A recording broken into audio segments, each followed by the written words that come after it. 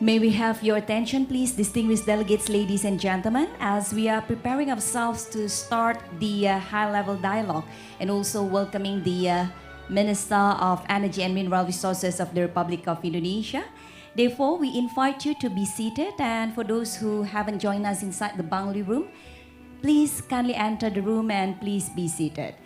May we also request you to kindly turn off your cellular phone or also other communication devices, or you may also set it into the silent mode during the proceedings. Thank you.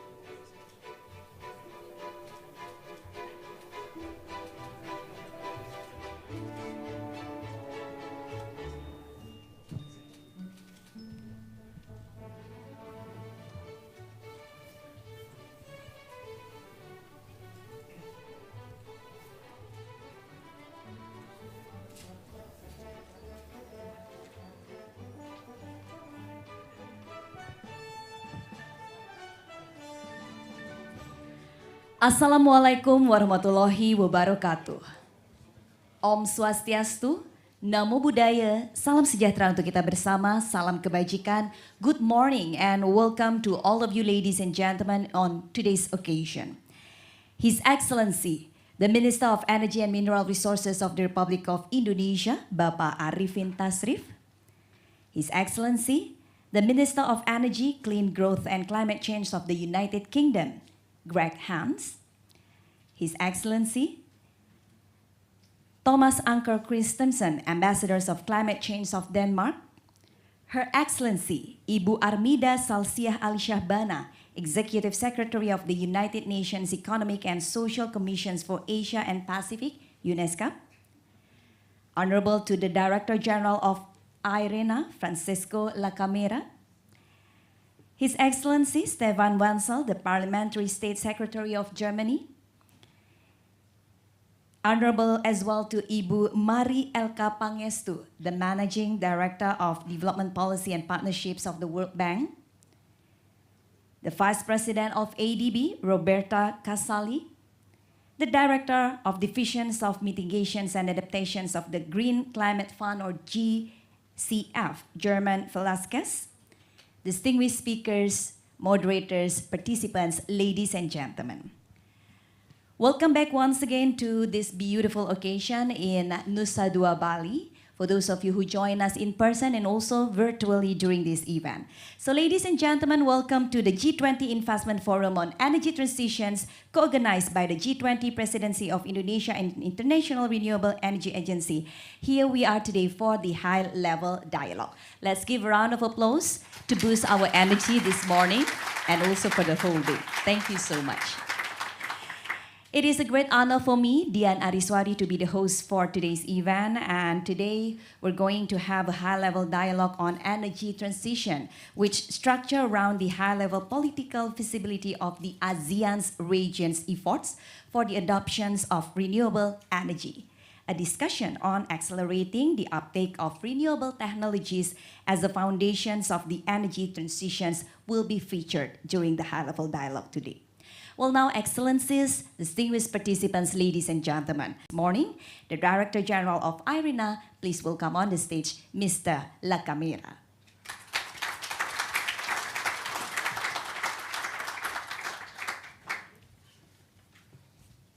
Buongiorno.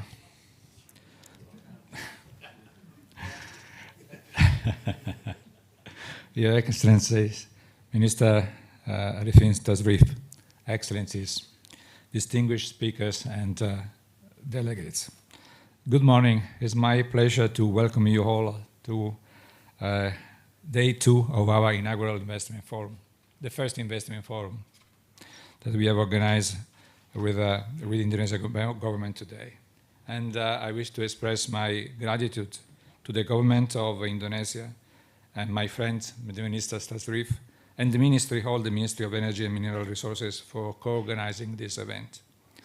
I also want to acknowledge the leadership shown by Indonesia for placing the energy transition at the core of the G20 agenda.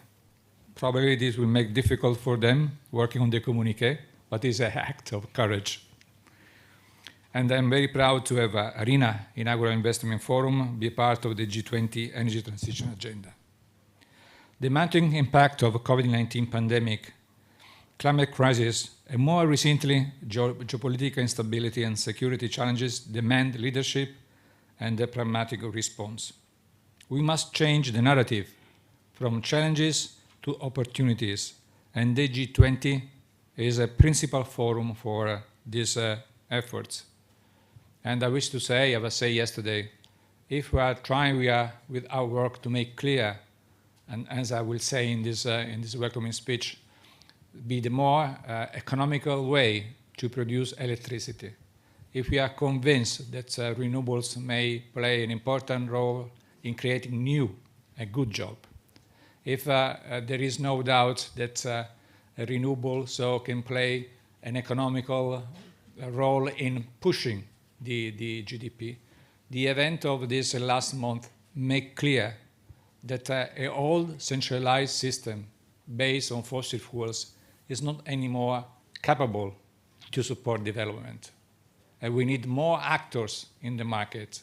And a decentralized system based on fossil fuel, based on renewables, will show to be more capacity to support the development and build resilience. ARENA's 1.5 Celsius scenario to keep us in line with the Paris Agreement form the basis of our flagship World Energy Transition Outlook, the VITO. We have identified that the 1.5 Celsius pathway will require investment of $5.7 trillion per year until 2030. It also estimates that $0.7 trillion in annual investment should be redirected away from fossil fuels to avoid future stranded assets. Technology solution to take up to 2030 exists, and most are already cost effective. Even more so with the high and unpredictable cost of fossil fuels in these days. ARENA recently released our renewable power generation cost in 2021 report. Our findings show that 2/3 of newly installed renewable power in 2021 at lower cost than the cheapest fossil fuel-fired option in the G20. The cost of solar and wind fell again in 2021, and we see these trends across all renewable and enabling technology like energy storage. The levelized cost of electricity from solar PV fell by 13%, whilst onshore and offshore wind fell by 15% and 30% respectively, compared to 2020. And this is the third year in a row that we have a 2-digit decrease in the cost of renewables. In turn, this is reflected in the deployment trends, where renewables have dominated new power capacity addition since 2016. Last year, 81% of addition was renewables, with fossil fuel and nuclear combined making up less than 20%. Renewables and energy efficiency provide the answer for the G20 and beyond, bringing unprecedented benefits for consumers, the environment, and the global economy. So, Excellencies and distinguished delegates, it is imperative that in order for us to benefit from renewables, G20 leaders need to strengthen policy commitments. Policy and regulatory stability, transparency and predictability are fundamental to attracting investment and driving cost reduction in the future. Investment must be scaled up significantly with a strategic and targeted use of public finance to catalyze private investment. And we need to support innovation, not only in technologies, but also in policy, business model, and market design. The energy transition is both technically feasible and economically attractive, and its benefits significantly outweigh its cost. With the right policy, informed choices, and most importantly, bold leadership, a net zero future is within our reach. For day 2 of this investment forum, we will continue by bringing together policymakers, project developers, and investors, international and local financial community, the development partners, and other key stakeholders to drive any transition investments, with particular emphasis for our member state in the Southeast Asia region. ARENA, together with the ASEAN member state, has been developing the renewable outlook for ASEAN towards the regional energy transition that will be launched at the ASEAN ministerial meeting in 2 weeks. And we'll have a short presentation later on today. And what is important is that they really give the sense of the technologies where we need to invest, the cost of this investment, and we will come also to assess the benefit. So we hope that this document may be a real guide for the policy making in the region. We will also launch the Indonesia and Malaysia Energy Transition Outlook in the upcoming month. Today, as I say, we will present some of the findings. These outlooks highlight the pivotal role that renewables will need to play in the ASEAN region. The outlooks show that renewables potential are vastly underutilized and can be expanded for less cost to end consumers than conventional energy sources. They also present significant opportunities to create local value chains and industry. As the world moves towards a net zero future, ASEAN can play a key role, but planning for this transition must begin today. Excellencies and distinguished guests, I would like to highlight that international cooperation will be crucial for achieving a just transition that leaves no one behind. I am sure that the G20 communiqué will insist on this need of the international cooperation to be enhanced. An holistic global policy framework is required to ensure countries commit to such a transition and to strengthening capacities, international finance flows, and sufficient cooperation in terms of technical support to developing regions and nations, including Southeast Asia.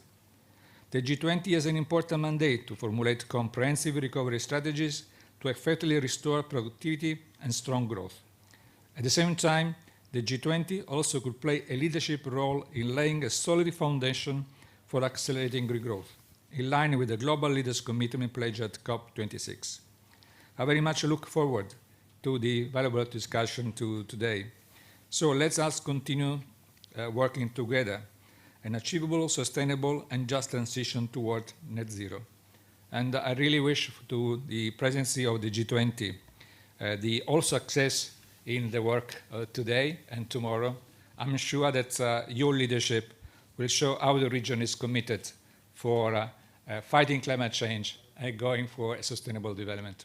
Thank you very much.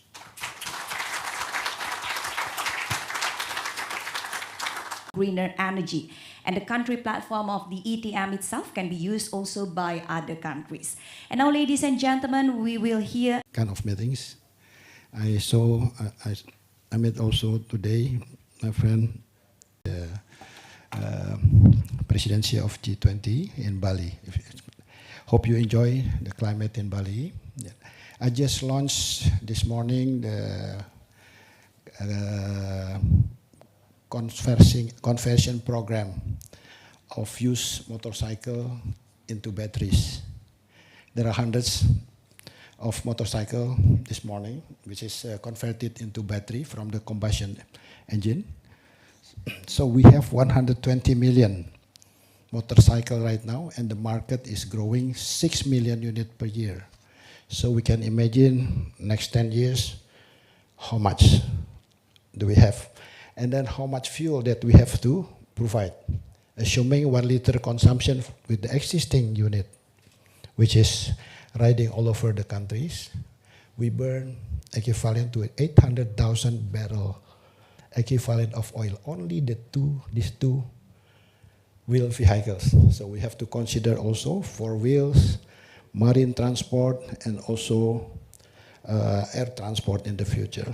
So technology is very important, innovation is very important, and the most important thing is also the scale, economic scale of the potential projects. We are, in Indonesia, we are blessing with many kind of energies. We've been using long decade fossil fuels because we have it in our land. We've been exporting crude before, but now we are importing. But we still have natural gas that we can, we still have access. We support our friends, country who need this kind of things. But the challenge right now, yeah, we are to combat with the climate issues. Yeah, we have to reduce the emissions. So everybody right now, we are gathering here how we come together and we challenge, we face this challenge for the futures. So we have to have a common goal. Yeah, we have to have that kind of initiative in order to realize this. We have to forget the difference and think about the bigger challenge in the future. So again, regarding the energy transitions, yeah, we think that market is like an engine box.